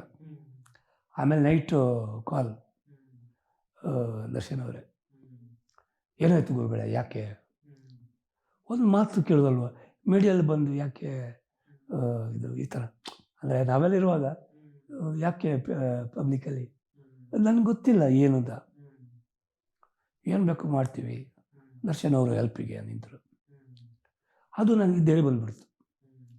ಒಂದು ಕಡೆ ಹೀರೋ ಬಂದು ನಿಂತೀರ, ಹೀರೋ ಸಪೋರ್ಟಿಗೆ. ಇನ್ನೊಂದು ಕಡೆ ಜನ, ಮೀಡಿಯಾ, ಯೂಟ್ಯೂಬರ್ಸ್ ಎಲ್ಲರೂ ಬಂದರಲ್ಲ, ಅದು ಫಸ್ಟ್ ಅನುಭವ ನನಗೆ. ಇದೆಲ್ಲ ಇವರೆಲ್ಲ ಸಪೋರ್ಟ್ ಇರಬೇಕು, ಇನ್ನೇನು ಸ್ವಲ್ಪ ಇದಾಗ್ಬಿಟ್ಟೆ. ದುನಿಯಾ ವಿಜಯವರು ತಕ್ಷಣ ಕರೆಸಿದ್ರು. ಕರೆಸಿ ಅವರು ವಿಡಿಯೋ ಎಲ್ಲ ಮಾಡಿ ಪಬ್ಲಿಕ್ಕಿಗೆ ಹೇಳಿ ಹೆಲ್ಪೆಲ್ಲ ಮಾಡಿ ಅಂತ. ಲವ್ಲಿ ಸ್ಟಾರ್ ಪ್ರೇಮ್ ಅವ್ರ ಪಾಪ ವೀಡಿಯೋ ಮಾಡಿ ತನ್ನ ಮನೆಯಿಂದಲೇ ವೀಡಿಯೋ ಮಾಡಿ ಸಪೋರ್ಟಿಗೆ ನಿಂತರು. ಸೊ ಏನಾಯಿತು, ನನಗೆ ಒಂದೇ ಸರಿಗೆ ಅಯ್ಯೋ ಇಷ್ಟು ಹೀರೋಗಳೆಲ್ಲ ನನಗೆ ಸಪೋರ್ಟ್ ಇದ್ದಾರ, ಇಂಡಸ್ಟ್ರಿ ನಮ್ಮ ಜೊತೆಗಿದೆ ಅಂತ ಇದೆ ಎಂಬುದು ಅಷ್ಟರಲ್ಲೇ ನನಗೆ ಭಾವನೆ. ಆಮೇಲೆ ಮುಂದೆ ಏನು ಖರ್ಚಿದೆ, ಮುಂದೆ ಏನಕ್ಕೆ ಬೇಕು ದುಡ್ಡು ಗೊತ್ತಿಲ್ಲ ನನಗೆ. ಎಷ್ಟು ದಿನ ನಟರಾಗಿ ನಿಮ್ಮನ್ನು ಸಪೋರ್ಟ್ ಮಾಡಿದ ಜನನೂ ಕೂಡ ನಿಮಗೆ ಸಪೋರ್ಟ್, ಜನ ಭಾಳ ಮುಖ್ಯ. ಯಾಕಂದರೆ ಜನ ಫೋನ್ ಬರ್ತಾಯಿದೆ ಅಲ್ಲ, ಎಂತೆಂಥವ್ರೆಲ್ಲ ಫೋನ್ ಮಾಡ್ತಾರೆ ಪಾಪ. ಆಟೋ ಡ್ರೈವರ್ಸು, ಪೆಟ್ರೋಲ್ ಬಂಕ್ ಇದ್ದವರು ಎಲ್ಲ ಕಷ್ಟದಲ್ಲಿರುವವರೇ ಜಾಸ್ತಿ ಮುಂದೆ ನಿಂತುಬಿಟ್ಟಿದ್ರು. ಅಂದ್ರೆ ಅವ್ರ ಮನೆಗೆ ಅವರ ಅಣ್ಣ ತಮ್ಮನಿಗೆ ಕಷ್ಟ ಬಂದ ಅದೇ ಅದೇ ಅದು ನೋಡಿದಾಗ ಸ್ಪಂದಿಸಿದ್ರು. ನಾನು ಸ್ಪಂದಿಸಿದ್ದು ನೋಡಲ್ಲ, ಕಣ್ಣಲ್ಲಿ ಇರ್ಬರಕ್ಕೆ ಸ್ಟಾರ್ಟ್ ಆಗುತ್ತೆ, ಎಮೋಷನ್ ಸ್ವಲ್ಪ ಜಾಸ್ತಿ. ಅಯ್ಯೋ ಈ ಜನ ಎಲ್ಲ ಇಷ್ಟು ಪ್ರೀತಿ ತೋರಿಸ್ತಾರ. ನೆಕ್ಸ್ಟ್ ಇಂಟರ್ವ್ಯೂಲಿ ಹೇಳಿದೆ, ಏನು ಬೇಡ ನನಗೆ ಹೆಲ್ಪು, ಇವರೆಲ್ಲ ಇದ್ದಾರೆ. ಯಾಕಂದರೆ ಯಶ್ ಅವರು ಕೊಟ್ಟ ಭರವಸೆ, ನಮ್ಮ ದರ್ಶನ್ ಅವರು ಅವ್ರ ಭರವಸೆ, ದುನಿಯಾ ವಿಜಯವರು, ಇವರೆಲ್ಲ ಇರುವಾಗ ನನಗೆ ಮಾಡಿದ್ದೀರಿ ಸಾಕು, ದಯವಿಟ್ಟು ಯಾರು ಕೂಡ ತುಂಬ ಜನ ಹತ್ಕೊಂಡೆಲ್ಲ ಫೋನ್ ಮಾಡೋದು ನನ್ನ ಪರಿಸ್ಥಿತಿ ನೋಡಿ, ಯಾರು ಆ ಥರ ಇದು ಮಾಡ್ಕೋಬೇಡಿ, ನಾನು ಗುಣಾಗಿ ಬರ್ತೀನಿ ಅಂತ ಆವಾಗಲೇ ಹೇಳ್ಬಿಟ್ಟೆ ನಾನು. ಬೇಡ ಯಾವ ಥರದ್ದು ಹೆಲ್ಪ್ ಆಗಿದೆ ಮುಂದೆ ಸಾಕು. ನಿಮಗೆ ಯಾವುದಾದ್ರೂ ಹೆಲ್ತ್ ಇನ್ಶೂರೆನ್ಸ್ ಆ ಥರ ಯಾವುದು ಇಲ್ಲ. ಅದಕ್ಕೆ ನಮ್ಮ ಡಾಕ್ಟ್ರು ಅಂದರು, ಈ ವಿಷಯನ ಹೊರಗೆ ಬಿಡಿ, ಸಮಾಜದಲ್ಲಿ ತುಂಬ ಟ್ರಸ್ಟ್ಗಳಿದ್ದಾರೆ, ತುಂಬ ಜನನು ಕೊಡುವವರಿದ್ದಾರೆ, ಹೆಲ್ಪ್ ಮಾಡ್ತಾರೆ. ಏನು ಒಂದು 18-20 ಇಂಜೆಕ್ಷನ್, ಒಂದು 20 ಜನ ಸಿಗಲಿಕ್ಕಿಲ್ವ ನಿಮಗೆ ಇಡೀ ಕರ್ನಾಟಕದಲ್ಲಿ? ಒಬ್ಬೊಬ್ಬರು ಒಂದೊಂದು ಇಂಜೆಕ್ಷನ್ ಕೊಡೋಲ್ವ? ನಿಮ್ಮಂಥ ಕಲಾವಿದನಿಗೆ ಕೊಡೋಲ್ವ ರೀ ಅಂತ ಹೇಳಿದಲ್ಲ. ಈ ಥರ ಡಾಕ್ಟ್ರು ಸಪೋರ್ಟ್ ಮಾಡ್ತಾರೆ ರೀ. ಡಾಕ್ಟ್ರುಗಳಿಗೆ ಇದೆಲ್ಲ ಮಾತಾಡಬೇಕಾ ಪಾಪ? ಅವ್ರು ನಮ್ಮ ಮನೆಯವ್ರಿಗೆ ಹೇಳೋದು, ಯಾರು ಕರ್ನಾಟಕದ ಒಂದು 20 ಜನ ಸಿಗಲಿಕ್ಕಿಲ್ವ? ಒಬ್ಬರು ಒಂದೊಂದು ಇಂಜೆಕ್ಷನ್ ಕೊಡೋದು ಎಷ್ಟು ಜನ ಬೇಕು ನಿಮಗೆ? ನೀವು ಅಪ್ರೋಚ್ ಮಾಡಿ ಅವ್ರನ್ನ, ಉಳಿಸ್ಕೊಳ್ಳೋಕೆ ಹೇಳಿ ಅಂತ ನಮ್ಮ ಮನೆಯವರಿಗೆ. ನಿಮ್ಮ ಯಜಮಾನಿಗೆ ಗೊತ್ತಾಗೋದಿಲ್ಲ, ಅವರು ನಾಚಿಕೆ ಸ್ವಭಾವ. ನೀವು ಸ್ವಲ್ಪ ಟ್ರೈ ಮಾಡಿ, ಕಲಾವಿದರು ಎಲ್ಲ ಮನೆಗೆ ಹೋಗಿ ಮಾತಾಡಿ, ಹೀರೋಗಳನ್ನ ಟ್ರೈ ಮಾಡಿ. ಆಮೇಲೆ ಮನೆಯವ್ರು ಬಂದು ಧೈರ್ಯ ಮಾಡ್ಕೊಂಡು ಬಂದು ಹೇಳಿದರು. ನನಗೆ ಆಸೆ ಇಲ್ಲ ಮತ್ತೆ ಹೋಗ್ಬೇಕಾ, ನನಗೆ ಮನಸ್ಸಿಲ್ಲ, ಮತ್ತೆ ಯಾರ ಮನೆಗೆ ಹೋಗೋದು, ಹೇಗೆ ಅಪ್ರೋಚ್ ಮಾಡೋದು? ಆಲ್ರೆಡಿ ಕೆಲವು ಹೆಲ್ಪ್ ಆಗಿ ತೊಗೊಂಡಿದ್ದೀನಿ, ಮತ್ತೆ ಹೇಗೆ ಅಮ್ಮ ನೋಡು. ಅದು ಇವತ್ತಿಗೆ ಸಾಧಾರಣ 1 ತಿಂಗಳ ಮೇಲೆ ಆಯಿತು ನನಗೆ ಡಾಕ್ಟ್ರು ಇದು ಕೊಟ್ಟು, ಕೊಟೇಶನ್ ಎಲ್ಲ ಕೊಟ್ಟು. ಮೊನ್ನೆ ಇದು ತಿರ್ಗಿ ಅಡ್ಮಿಟ್ ಆಗಿದೆಯಲ್ಲ, ಆವಾಗ ಡಾಕ್ಟ್ರು ಅಂದರು, ಇನ್ನು ಲೇಟ್ ಮಾಡಬೇಡಿ, ಯಾಕಂದರೆ ನೀರು ಆಗಾಗ ತೆಗೆಯೋದು ತುಂಬ ಹೋಲ್ ಆಗ್ತಾ ಉಂಟು ಹೊಟ್ಟೆಯಲ್ಲೆಲ್ಲ. ಅದಕ್ಕಂತ ಈಗ ಹೊಟ್ಟೆಗೆ ಇದು ಮಾಡಿಕೊಟ್ಟಿದ್ದಾರೆ. ಇನ್ನು ನಾವು ಹೋಲ್ ಮಾಡಲ್ಲ, ನೀವೇ ಸಪ್ರೇಟಾಗಿ ಇದು ಇಟ್ಟಿದ್ದಾರೆ ಇಲ್ಲಿ. ಇದು ಒಂದು ಬ್ಯಾಗ್ ಕೊಟ್ಟಿದ್ದಾರೆ, ಬ್ಯಾಗ್ ಕನೆಕ್ಷನ್ ಕೊಟ್ಟು ಓಪನ್ ಮಾಡಿದರೆ ವಾಟ್ರು ಅದ್ರ ಪಾಡಿಗೆ ಹೋಗ್ತಾ ಇರ್ತದೆ. ಒಂದು 10 ನಿಮಿಷದಲ್ಲೇ 1 ಲೀಟ್ರ್, 10 ನಿಮಿಷವಲ್ಲ 3 ನಿಮಿಷದಲ್ಲಿ ಫುಲ್ ಆಗ್ಬಿಡ್ತದೆ. ಅದನ್ನ ಅಂದರೆ ಆಗಾಗ ರಿಮೂವ್ ಮಾಡ್ತಾರೆ. ಅದು ಉಸಿರು ಕಟ್ಟಿದರೆ ಬಟ್ ಜಾಸ್ತಿ ತೆಗಿಬಾರ್ದು. ಈಗ ನೋಡಿ ಇಷ್ಟು ಬಂದಿದೆ ಹೊಟ್ಟೆ, ಇವು ಮನೆ ತೆಗೆದಿದ್ದೇವೆ, ಇಷ್ಟಿದೆ ಆದರೂ ಸಹ. ಓಕೆ, ಒಂದು ದಿನಕ್ಕೆ ಎಷ್ಟು ಟೈಮ್ ನೀರು ತೆಗೆಯೋದು? ಇಲ್ಲ, ತೆಗಿಬಾರ್ದು. ಒಂದು ದಿನಕ್ಕೆ ಒಂದು 500 ml ತೆಗಿಬೇಕಿದ್ದಾರೆ. ಒಂದೊಂದು ಸಾರಿ ಉಸಿರು ಕಟ್ಟಿದ್ರೆ 1.5 ಲೀಟ್ರ್, 3 ದಿನ ಆ ಥರ ತೆಗೆಯುವಂಥದ್ದಿದ್ರೆ. ಸೊ ಇದನ್ನು ಹಾಕಿ ಕಳಿಸಿದ್ರು ಮನೆಗೆ. ಈಗ ಅದನ್ನು ಹಾಕಿದ್ರಿಂದ ಈಗ ನಿಮ್ಮ ಮಲಗೋದಕ್ಕೆ ಕಷ್ಟ, ಮಲಗೋದೇ ಕಷ್ಟ. ಹೇಳಿದಲ್ಲ, ದಿನ ಒಂದೊಂದು ಟಾರ್ಚರಲ್ಲಿ ಬದುಕ್ತಾ ಇದ್ದಾನೆ. ದಿನ ಒಂದೊಂದು ನೋವು, ಎಲ್ಲ ತೂತ, ಎಲ್ಲ ಕಡೆ ತೂತಾಗಿದೆ. ಇಂಜೆಕ್ಷನ್ಸು ಅದು ಇದು ಕಾಲಿಗೆ ಬಂದಿದೆ. ಕಾಲು ಈಗ ಏನಾಗಿದೆ, ಕಾಲು ಕಂಪ್ಲೀಟು, ಕಾಲು ತುಂಬ ಬಾವು ಬಂದಿದೆ. ಹೌದು, ಅದು ನೀರು ತುಂಬ ಬಂದು ನೀರು ಅಲ್ಲಿಗೆ ಇದಾಗಿದೆ. ಹೌದು, ನಡೆಯೋಕ್ಕಾಗ್ತಿಲ್ಲ. ಇದೆಲ್ಲ ಆಟೋಮೆಟಿಕ್. ಅದು ಏನಾಗ್ತಾ ಉಂಟು ಕೇಳಿ ಡಾಕ್ಟ್ರ್ ಏನು ಹೇಳೋದಿಲ್ಲ. ಅದು ಏನು ಕಾಲು ಅಂದರೆ ಏನಾಗ್ತಾ ಇದೆ ಸರ್? ಅದನ್ನು ಬಿಗಿತಾ ಇದೆಯಾ, ಉರಿಯುತ್ತಾ ಅಥವಾ ಸ್ಟ್ರೈಟು ಹೀಗೆ ಹೀಗೆ ಹೀಗೆ ನಡಿಬೇಕು. ಬೆಂಡು ನೋಡಿ, ಇದು ಬೆಂಡಿಲ್ಲ ಇಷ್ಟೇ. ಮೆಟ್ಲು ಇಳಿದಾಗೆ ಭಾರ ಬೇರೆ, ಹೋಗಕ್ಕೆ ಅಡ್ಡಾಡಕ್ಕೆ, ಇದು ವಾಕಿಂಗ್ ಮಾಡಕ್ಕೆಲ್ಲ ಕಷ್ಟಪಟ್ಟು ಹೋಗ್ತೀನಿ, ಬಿಡೋದಿಲ್ಲ ನಾನು. ಕಷ್ಟಪಟ್ಟು ಡಾಕ್ಟ್ರು ಅಂದರೆ ವಾಕ್ ಮಾಡಕ್ಕೆ ಅದೇ ಅವ್ರು ಹೇಳೋದಲ್ಲ, ನಿಮಗೆ ಧೈರ್ಯ ಇದೆಲ್ಲ ಮಾಡಿ. ಬಟ್ ಏನಂದ್ರೆ ನೀರು ಜಾಸ್ತಿ ಕುಡಿಯೋಕೆ ಹೋಗಬೇಡಿ. ನೀರು ಕುಡಿದಷ್ಟು ದೇಹದಲ್ಲಿ ನೀರಿನ ಅಂಶ ಜಾಸ್ತಿ ಆಗ್ತದೆ, ಉಸಿರು ಕಟ್ತದೆ. ನೀರು ತೆಗೆದ್ರೆ ಪ್ರೋಟೀನ್ ಎಲ್ಲ ಹೋಗ್ತದೆ. ಈಗ ನಾನು ನೀರು ಇದನ್ನು ತೆಗಿಬೋದು, ಹೊಟ್ಟೆಲಿ ತುಂಬಿದ್ದು. ಅದರಲ್ಲಿ ಇರೋದು ಪ್ರೋಟೀನು, ದೇಹದ ಪ್ರೋಟೀನ್. ಅದು ಪ್ರೋಟೀನ್ ಎಲ್ಲ ನೀವು ಮೋರಿನ ಚೆಲ್ಲಬೇಕು. ಅಷ್ಟು ಪ್ರೋಟೀನ್ಗೆ 20,000-30,000 ರೂಪಾಯಿ ಬೇಕು ಇಂಜೆಕ್ಷನ್ ತೊಗೊಂಡು ದೇಹ ತುಂಬಿಸ್ಲಿ. ಮತ್ತೆ ಪ್ರೋಟೀನ್ ನೀವು ಹಾಕೋಬೇಕು. ಆಲ್ಬಮಿನ್ ಅಂತ ಒಂದು ಇಂಜೆಕ್ಷನ್, ಈ ಪ್ರೋಟೀನ್ 9,000, 10,000, 9,500 ಇದೆ. ಅದು ತಗೊಂಡು ದೇಹಕ್ಕೆ ಪ್ರೋಟೀನ್ನ. ಈಗ ಮೊನ್ನೆ 3 days ಆಯಿತು ಬಂದು, ಅಲ್ಲಿ ತೊಗೊಳ್ತಾ ಇದ್ದೆ ಪ್ರೋಟೀನು, ಈ ಆಲ್ಬಮಿನ್ ಇಂಜೆಕ್ಷನ್. ಈಗ ನಿಲ್ಲಿಸಿದ್ದೀನಿ. ಅಲ್ಲ, ಈಗ ಬಂದಿದ್ದೀನಲ್ಲ ಮನೆಗೆ. ಅದನ್ನು ಹೇಳಿ ನಾನು ಇದನ್ನು ಹೊರಗಡೆ ತಿಳಿಸ್ಬೇಕು. ಗೊತ್ತಿಲ್ಲ ನನಗೆ ಬದುಕು ಏನು ಮುಂದೆ, ನಾನು ಏನಾಗ್ತೀನಿ ಅಂದ್ರೆ ಗೊತ್ತಿಲ್ಲ. ಅಪ್ರಾಕ್ಸಿಮೇಟ್ ಎಷ್ಟು ಲಕ್ಷ ಇದಕ್ಕೆ ಆಗುತ್ತೆ ಅಂತ ಏನು ಹೇಳಿದ್ದಾರೆ ಡಾಕ್ಟರ್? ಅದೇ 1ಕ್ಕೆ 350 ಅಂದರೆ 18-20 ಒಳಗೆ ನನಗೆ ಇರೋದು. ಕಮ್ಮಿ ಆದರೂ ಆಗ್ಬೋದು, ಅದು ನನ್ನ ಅದೃಷ್ಟ. ಅವ್ರು ಡಾಕ್ಟರ್ ಹೇಳಿದ್ರು ಒಂದು 18ರಿಂದ 20 ಸಂಜೀವ್ ಬಾಬಾ ತೊಗೊಳ್ಳೋದಕ್ಕೆ ಪ್ರೂಫ್ ಇರೋದು. ಅದು ನನಗೆ ಹೇಳಕ್ಕೆ ಸಾಧ್ಯ ಇಲ್ಲ, ಇಷ್ಟೊತ್ತು ಹೇಳಿದ್ರೆ. ಬಟ್ ಈ ಗ್ಯಾರಂಟಿನ ನಾನು ಕೊಡ್ತೀನಿ. ಅಲ್ಲ, ಇದು ಕಂಟ್ರೋಲ್ ಬರ್ತದೆ ಎಂಬುದನ್ನು ಅದು ನಾನು ಹೇಳ್ಬೋದು. ಎಷ್ಟಾಗುತ್ತೆ ನಿಮ್ಮ ದೇಹದ ಮೇಲೆ ಡಿಪೆಂಡ್. ಬಾಡಿ ಸಪೋರ್ಟ್ ಮಾಡುತ್ತೆ ಅದ್ರ ಮೇಲೆ. ಹಾಂ, ಅಂದಾಜಲ್ಲಿ ಒಂದು 20-27 ಒಂದು 70-80 ಲಕ್ಷ ಇಂಜೆಕ್ಷನ್ಗೆ ಆಗ್ಬೋದಾ ನನ್ನ ಕೈ? ನನಗೆ ಇನ್ನೂ ಸಾಧ್ಯ ಇಲ್ಲ. ಎಲ್ಲಿಂದ ರೀ 70-80 ಲಕ್ಷ ಅಂದರೆ? ಅಲ್ಲ, ನನ್ನದಲ್ಲ, ಇದನ್ನು ನಾನು ಕಲೆಕ್ಟ್ ಮಾಡೋದು ಹೇಗೆ ರೀ? ಆಗೋದಿಲ್ಲ. ನಾನು ಅದನ್ನು ನಮ್ಮ ಮನೆಯವ್ರಿಗೆ ಹೇಳಿದೆ, ಕಷ್ಟ ಅಪ್ಪ, ಆಗೋದಿಲ್ಲ, ಅಷ್ಟು ಸುಲಭ ಇಲ್ಲ.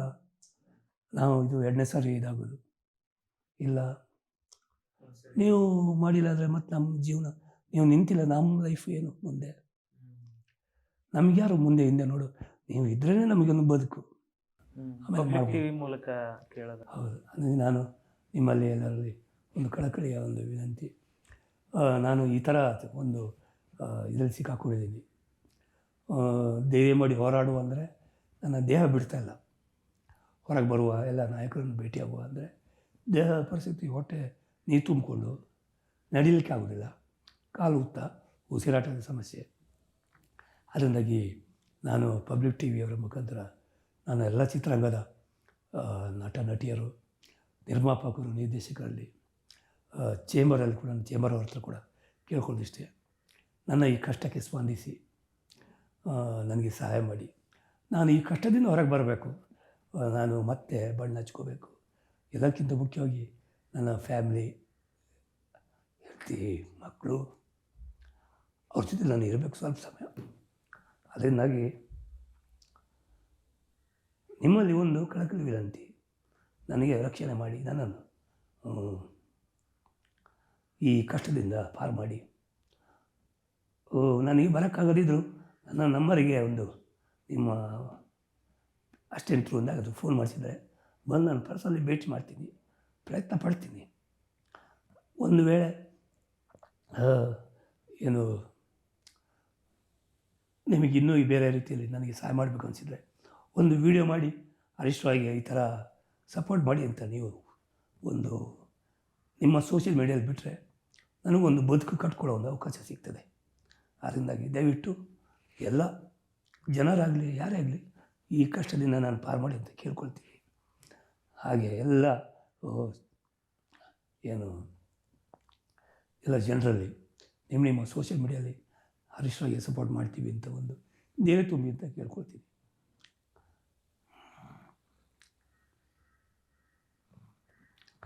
ಈ ಪರಿಸ್ಥಿತಿ ಹೇಗೆ ಆಗಿದೆ ಅಂದರೆ, ನಾನು ನನ್ನ ಫ್ಯಾಮಿಲಿ ಅಂತ ಬಂದಾಗ ಎಲ್ಲ ಏನು ಇದು 2ನೇ ಸರಿ ಅಲ್ಲ, ನನಗೆ ಗೊತ್ತಿಲ್ಲ ಏನು ಮುಂದೆ ಹೇಗೆ ನಾನು ಸರ್ವೈವ್ ಆಗೋದು ಹೇಗೆ. ಖಂಡಿತ ನಿಮ್ಮ ಕಷ್ಟಕ್ಕೆ ಸ್ಪಂದಿಸ್ತಾರೆ, ಹಿಂದೆನೂ ಸ್ಪಂದಿಸಿದ್ದಾರೆ, ಹೌದು, ಮುಂದೂ ಸ್ಪಂದಿಸ್ತಾರೆ. ಇಂಡಸ್ಟ್ರಿ ಇದೆ, ಕೋಟ್ಯಾಂತರ ಕನ್ನಡಿಗರ ಆಶೀರ್ವಾದ ಇದೆ. ನಿಮ್ಮನ್ನ ಖಂಡಿತ ಅವತ್ತಿನಿಂದ ಇವತ್ತಿನವರೆಗೂ ಸಪೋರ್ಟ್ ಮಾಡ್ಕೊಂಡು ಬಂದವರು ಮುಂದೂ ಸಪೋರ್ಟ್. ಆದರೆ ಇದನ್ನು ಜನರಿಗೆ ಮುಟ್ಟಿಸೋರು ನೀವಲ್ವ, ಮಾಧ್ಯಮದವರು. ಅವತ್ತು ಮಾಧ್ಯಮದವರೆಲ್ಲ ನೀವು ಬಂದು ಸಪೋರ್ಟ್ ಮಾಡಿ. ಬಟ್ ಈ ಸರಿ ನಂಗೆ ಗೊತ್ತಿಲ್ಲ, ನೀವು 1 ತಿಂಗಳ ಹಿಂದೆ ಫೋನ್ ಮಾಡಿದ್ರಿ, ಸುಮ್ಮನೆ ಇಂಟರ್ವ್ಯೂ ಮಾಡೋ ಆಸ್ಪತ್ರೆಯಲ್ಲಿದ್ದೆ, ನಾನು ಹೇಳಿಲ್ಲ ಈ ವಿಷಯ ಎಲ್ಲ ಏನೂ ಹೇಳೋಕ್ಕೋಗಿಲ್ಲ. ಸಡನ್ನಾಗಿ ನಿನ್ನೆ ನೆನಪಾದಾಗ ಇದು ಹೇಗೆ ಹೊರಗೆ ತರೋದು, ತರದಿದ್ದರೆ ನನ್ನ ಜೀವಕ್ಕೆ ಅಪಾಯ ಇದೆ. ಅದಕ್ಕೆ ಈಗ ಬಂದಿದ್ದೀರಿ.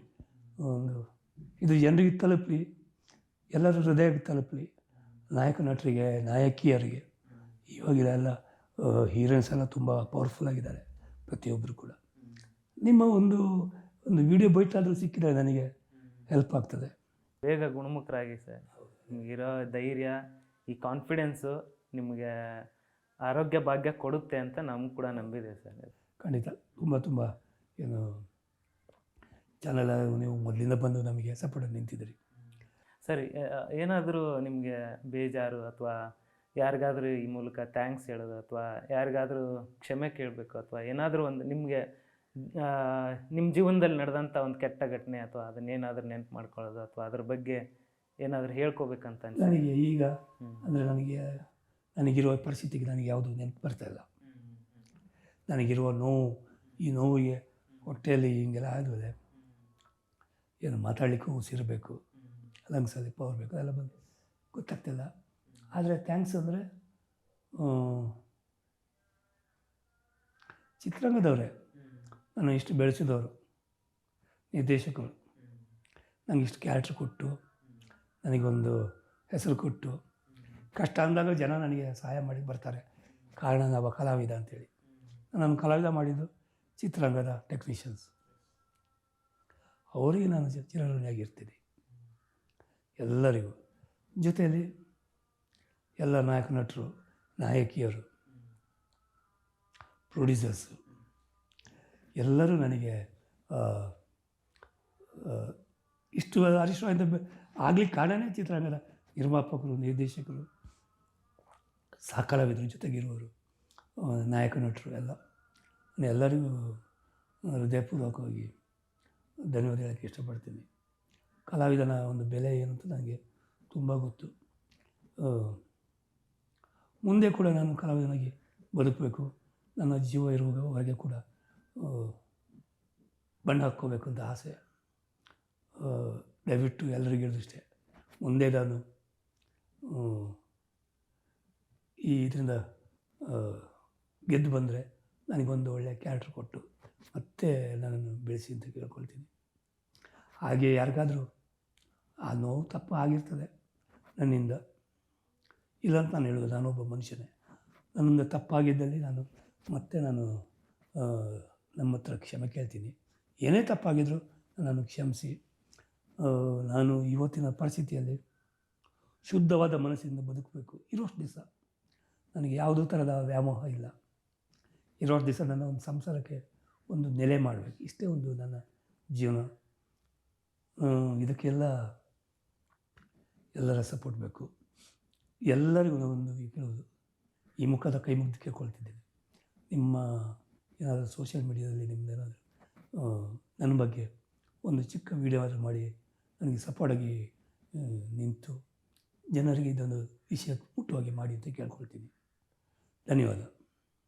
Thank you sir. Thank you thank you so much. ನೀವು ಆದಷ್ಟು ಬೇಗ ಈ ಒಂದು ಮಾರಕ ಕಾಯಿಲೆಯಿಂದ ಅದನ್ನು ಗೆದ್ದು ಮತ್ತೆ ಮೊದಲಿನಂತೆ ಹರೀಶ್ ರಾಯ್ ಅವರು ಮತ್ತೆ ಸಿನಿಮಾ ಇಂಡಸ್ಟ್ರಿಗೆ ತಿರುಗಲಿ, ಮತ್ತು ಅದೇ ರೀತಿಯಾದಂತಹ ಪಾತ್ರಗಳನ್ನು, ಬೇರೆ ಬೇರೆ ಪಾತ್ರಗಳನ್ನು ಮಾಡಲಿ ಅನ್ನೋದು ನಮ್ಮದು ಕೂಡ ಆಶಯ sir. Thank you sir. Thank you so much. ಇದಾಗಿತ್ತು ಇವತ್ತಿನ ವಿಶೇಷ. ನೆನಪಿರಲಿ, ನ್ಯೂಸ್ ಅಂದರೆ ಪಬ್ಲಿಕ್ ಟಿವಿ.